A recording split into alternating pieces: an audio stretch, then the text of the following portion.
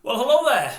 This was to be and is to be thoughts on last night's game, the Spurs v Man United game.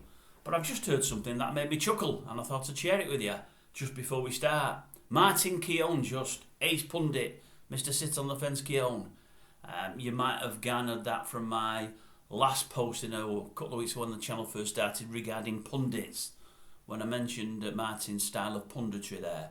I've heard him say this morning on the old Jim White show, he thinks there's a good chance Liverpool are going to catch Man United for top four this year. The man is dreaming. Absolutely dreaming. What have they got left? 6 games left. We've got 7. Hardish game coming up against Villa. They're a form team at the moment. We've got 3 tough games within a short space of time. But thereafter, Martin, we've got 3 on paper, doesn't always work that way in this league, easier games. And they're well spaced out. I think it's 5 days, 7 days, 7 days. No more FA Cup distractions, no more Europa League distractions, unfortunately. United will be fine. Liverpool ain't going to catch Man United. We've had a couple of blowouts.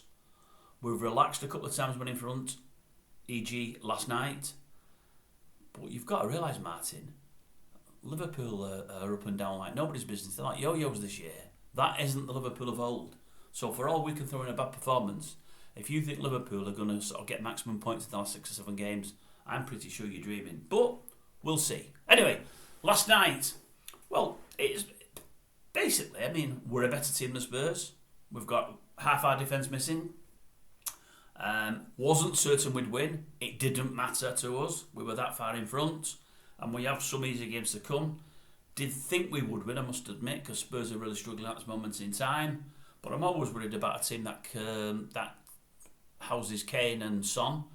And with Richarlison starting as well, I thought, well, they're going to have some threat up front there with the 3 of those. But I thought we could win. Obviously, after going 2-0 in front, I thought we'd bury them, and we should have buried them. And we did the old Manchester United let's relax in the second half mode, which was crazy. Had that third goal again enough Bruno where he hit the underside of the bar with some fantastic play, it would have been all over. But, and there's always a but in sport, it didn't go in and they came back. And they missed some chances.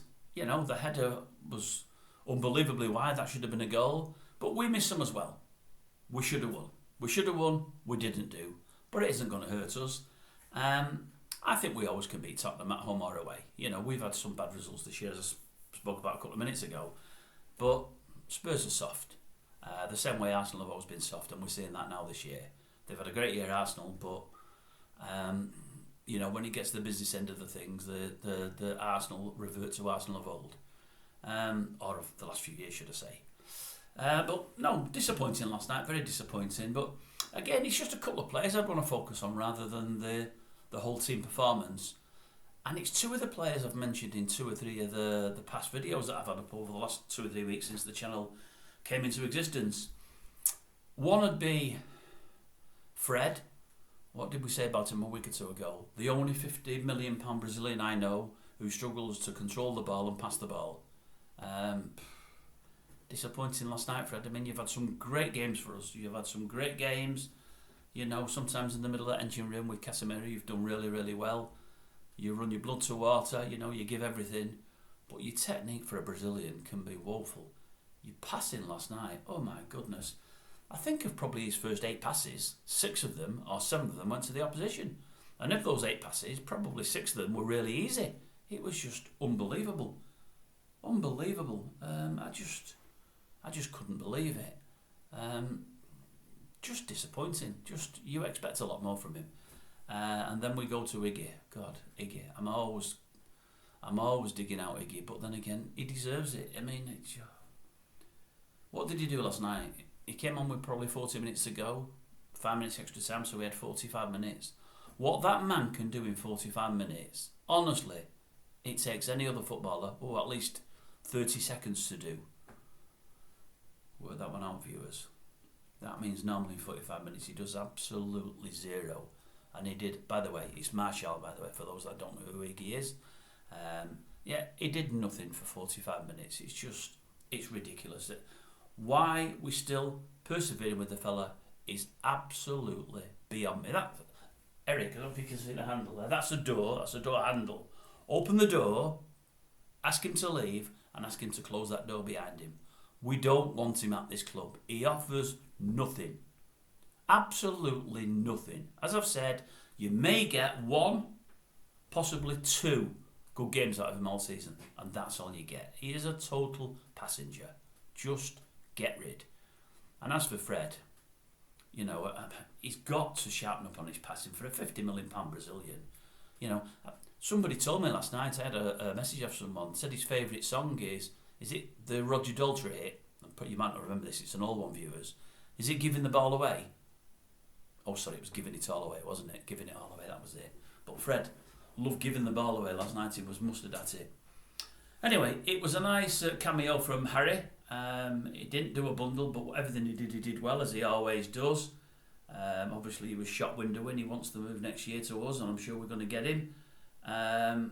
You'll win things with us, Harry, and we'll win things with you.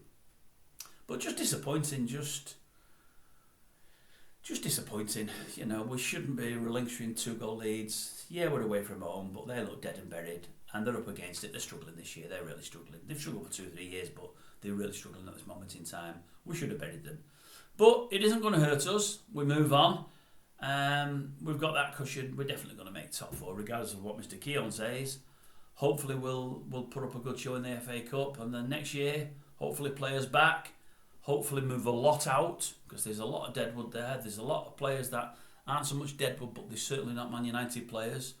And dare I say it again, we'll sign another couple of hopefully great players, better players than some that we've had. I know you can't keep signing players, but we do. And maybe, just maybe, we might get a new owner, and he might be the right owner. He might be an owner that knows something about football. Hey, I'll tell you what, we dodged a bullet there. Imagine if that Todd Bowley had bought us. Jeez. We dodged a proper bullet there. Anyway, that's it from me. They're my thoughts on last night. Disappointing, but isn't going to hurt us. And onwards and upwards.